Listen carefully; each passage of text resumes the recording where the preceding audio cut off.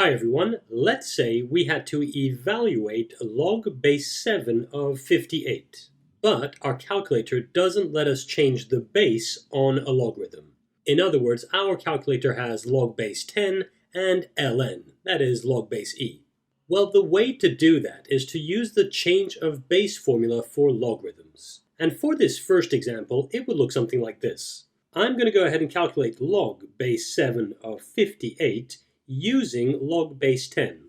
And I do so by stating that it's equal to log base 10 of that same number, 58, divided by log base 10 of 7. Notice that the 7 inside the logarithm on the denominator is the base of the logarithm we're trying to evaluate. Now what's convenient about this is since our calculator does calculate log base 10, all we have to do now is plug this in our calculators. And in doing so, I find that it's equal to 2.09, where I've rounded the answer to 3 significant figures.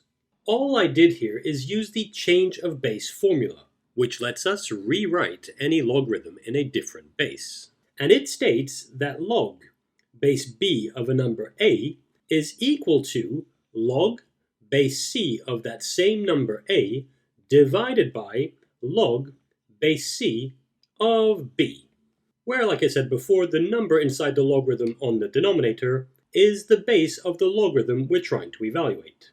And in fact, I'll go ahead and box that. That's the change of base formula for logarithms. Now, in this first example, I used log base 10, but I could have used base e. In other words, I could have used the ln button on my calculator. And in fact, that's what I'll do for the second example. Here we have to evaluate log base 3 of 41. Well, following the same approach, I can go ahead and state that log base 3 of 41 is equal to ln of 41 over ln of 3. And again, the number inside the logarithm on the denominator is the base of the logarithm we're trying to evaluate. Now that I've written this, all I have to do is plug this in my calculator, and in doing so, I find that's equal to 3.38. And again, I've rounded to 3 significant figures. And there we go. That's how we can use the change of base formula for logarithms to evaluate logs. And that's it for this tutorial.